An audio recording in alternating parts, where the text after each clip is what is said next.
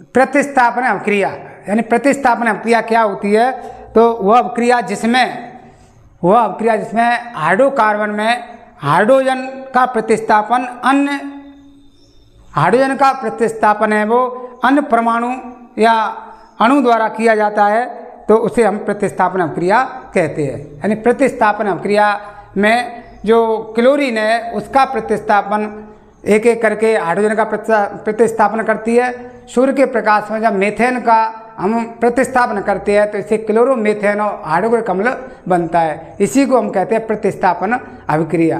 तो देखिए प्रतिस्थापन अभिक्रिया वह रासायनिक अभिक्रिया जिसमें हाइड्रोकार्बन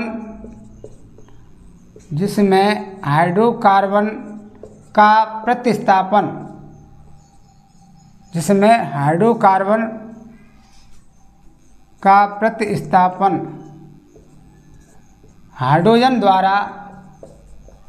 हाइड्रोजन द्वारा किया जाता है, उसे प्रतिस्थापन अभिक्रिया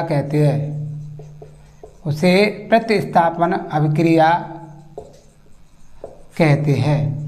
जैसे मेथेन CH4 मेथेन, और ये क्लोरीन से क्रिया करती है सूर्य के प्रकाश की उपस्थिति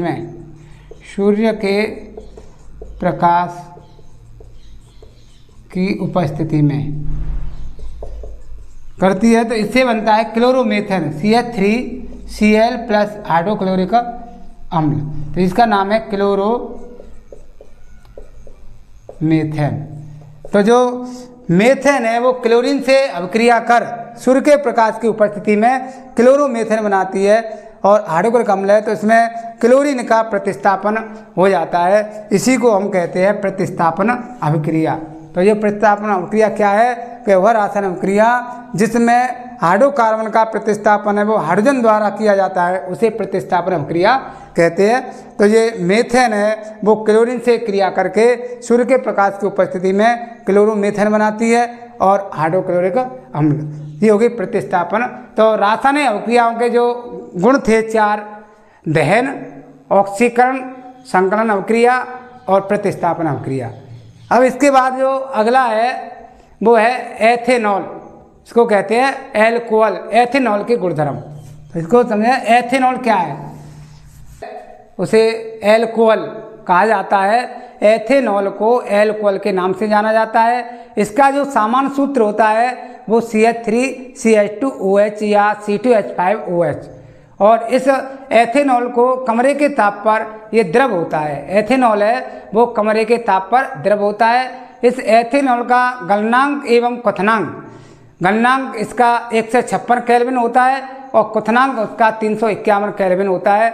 और यह एक अच्छा विलायक है, जिसका उपयोग tincture iodine, cough syrup, tonic जैसी औषधियों में किया जाता है। तन एथेनॉल का उपयोग करने से नशा आ जाता है। तो ये व्यक्ति है वो चलते समय लड़खड़ाने लगता है, उसकी याददाश्त शराब के कारण इसकी याददाश्त है वो समाप्त हो जाती है। तो तन एथेनॉल का उपयोग करने से व्यक्ति को क्या आ जाता है, नशा आ जाता है। और जो शुद्ध एथेनॉल होता है उसका सेवन करने से व्यक्ति की मृत्यु भी हो सकती है। तो इस प्रकार से इस एथेनॉल को एल्कोहल के नाम से जाना जाता है। तो इसके गुणधर्म है एथेनॉल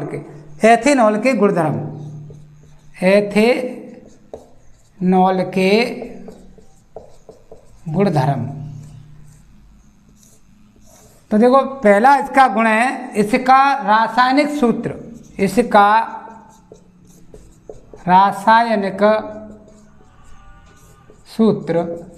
CH3CH2OH या C2H5OH होता है।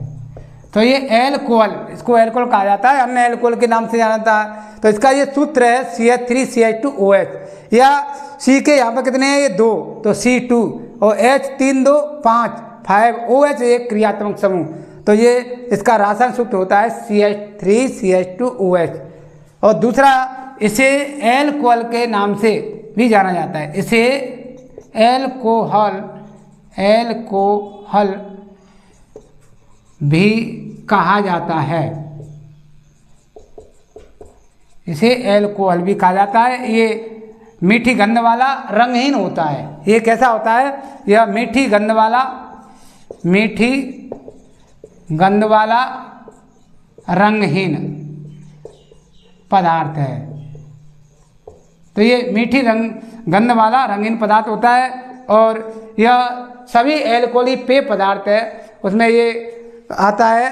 तो जो एल्कोहल है, एल्कोहल की तनु एल्कोहल की थोड़ी सी मात्रा लेने से नशा आ जाता है। तो इस एल्कोहल की थोड़ी सी मात्रा लेते हैं नशा आ जाता है। और अगला पॉइंट है, शुद्ध एथेनॉल का सेवन करने से, शुद्ध एथेनॉल या इसको परिशुद्ध एल्कोहल कहते हैं, शुद्ध एथेनॉल का सेवन घातक सिद्ध हो सकता है, घातक सिद्ध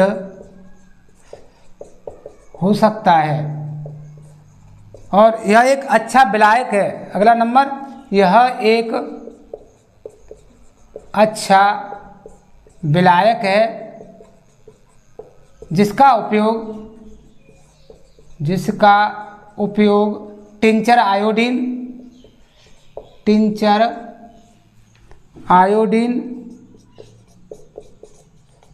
कफ सिरप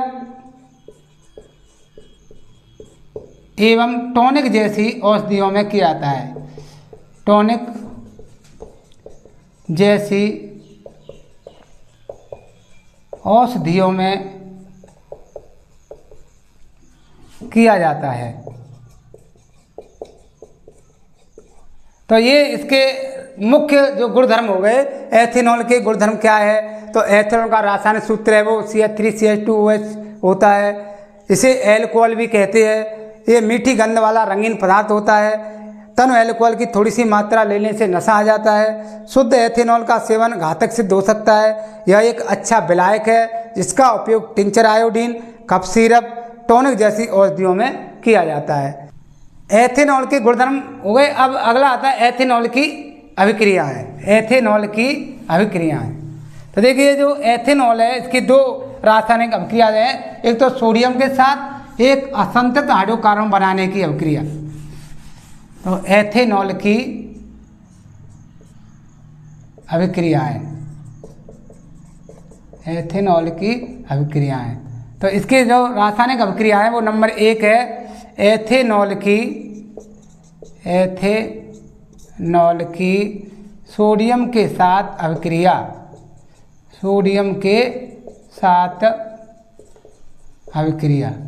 तो इसको देखते हैं कि जो एथेनॉल है वो सोडियम से अभिक्रिया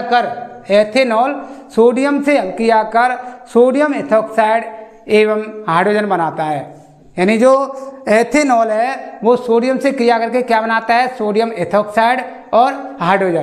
तो देखते हैं कि एथेनॉल CH3CH2OH प्लस Na = तो ये बनाता है। यहाँ से इसमें से हाइड्रोजन को निकाल देंगे, H ये निकल गई, यहाँ से हटा देंगे तो ये H हाइड्रोजन इधर बन गई प्लस। अब इसमें से H हट गई, H के कितने हैं? 2, तो यहाँ 2 लगा देंगे। अब ये जो बचा है पोर्शन 2CH3CH2O और इसमें जोड़ देंगे Na, तो 2CH3CH2ONA इसका नाम है सोडियम एथॉक्साइड।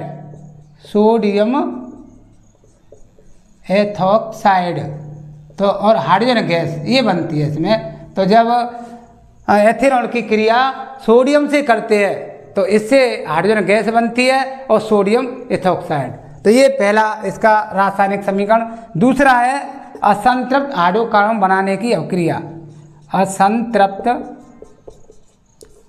हाइड्रोकार्बन बनाने की अभिक्रिया।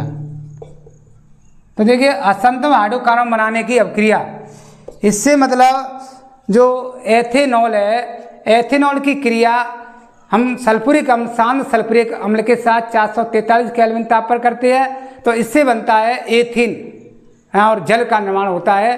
तो ये असंतृप्त हाइड्रोकार्बन बनाने की क्रिया।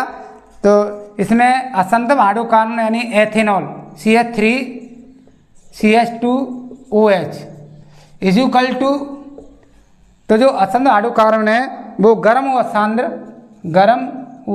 सांद्र H2SO4 की उपस्थिति और यहाँ 443 केल्विन ताप पर।